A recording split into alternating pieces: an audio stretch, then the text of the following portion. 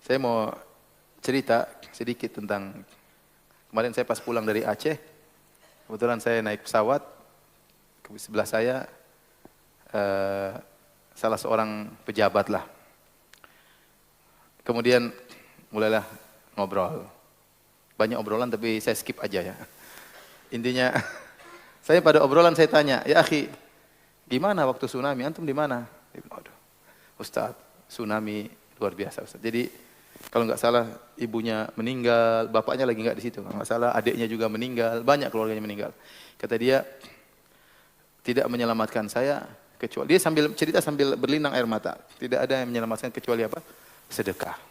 Jadi waktu hari terjadi tsunami tersebut dia bilang, saya punya kawan sakit dan rumahnya dekat pantai, dekat laut. Dan saya sudah bertekad untuk kunjungi dia. Maka saya beli oleh-oleh, saya beli buah-buahan, kemudian saya beli coklat-coklat, saya bawa untuk dia dan buat anaknya. Maka begitu saya menuju ke sana, tiba-tiba terjadi gempa. Sudah mau dekat rumahnya terjadi gempa. Tapi saya nggak anggap. Saya pun datang ke rumahnya, kemudian saya kasih oleh-oleh. Kemudian tidak berapa lama kemudian ada orang tua pakai sorban, jalan di kampung, berteriak, tobat pakai bahasa Aceh. Bertobatlah kepada Allah, kembalilah kepada Allah, tobatlah kepada Allah.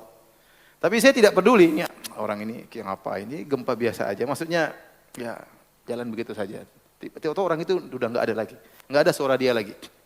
Tiba-tiba datang tsunami, Orangnya badannya agak kekar, kemudian ininya juga berkepal, ya orangnya memang kuat saya lihat juga. Maka tiba-tiba datang tsunami, maka saya terhantam, tercampur di sampah-sampah, kemudian saya terjebak di pohon kelapa. Karena saya kuat, saya manjat pohon kelapa ya. Di puncak pohon kelapa. Jadi lolos. Gelombang pertama rendah. Kemudian lewat. Dasar saya agak nakal, dalam hati saya itu ngomong, mau gempa, memang bisa sampai ke saya gitu. Saya di atas. Dia bilang gitu dalam hati dia. Dia tidak ngomong dalam hati aja. Tiba-tiba bunyi. Kata dia bunyi seperti bunyi kerupuk dihancurin. Kayak kerupuk. Ada bunyi gemuruh dia dengar.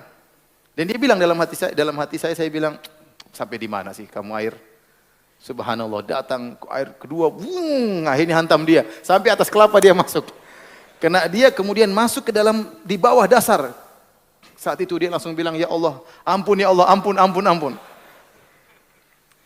Begitu dia ngomong seperti itu, mungkin dalam hatinya dia ngomong seperti itu, subhanallah maha mendengar, bahkan bukan suara lisan, suara hati pun Allah apa? Dengar. Tiba-tiba dia diangkat oleh Allah, diangkat. Dan dia bilang, ini saya selamat karena sedekah. Karena saya datang benar-benar niat mau kasih sedekah apa?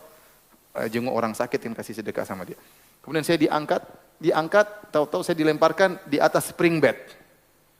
Spring bed besar, diterapung di atas air, saya terhantam di atas spring bed tersebut. Di ujung spring bed ada kalajengking, ada lipan, ada ular. Jadi ini spring bed, saya di ujung, kalajengking di ujung situ. Sama-sama pengertian. Jadi kalajengking di situ, ya benar kata dia, Ustadz, sudah. Ustadz belum pernah lihat, katanya. Ustadz belum pernah lihat ular ketakutan kan? Saya pernah lihat ular ketakutan. Ustadz nggak pernah lihat kalajengking ketakutan. Saya lihat kalajengking ketakutan. Mereka diam sudah pasrah. Kata dia, saya baju lepas, celana lepas, telanjang bulat. Dibawa oleh air tersebut. Subhanallah. Dan tidak ada rasa malu sama sekali. Lihat orang tenggelam, orang mati semua. Tidak ada kepikiran masalah malu-malu, nggak ada. Akhirnya Allah bawa saya ke tepi tempat yang aman. Kemudian saya pergi, kalajengking lain juga nggak tahu bagaimana. Ya mungkin dia bingung kan, lihat orang telanjang juga bingung. Saya nggak ngomong gitu, saya diam aja.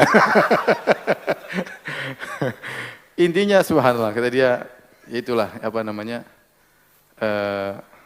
Allah maha mendengar ya. Allah tahu apa yang kita lakukan. Allah memberi balasan di saat-saat kita lagi membutuhkan.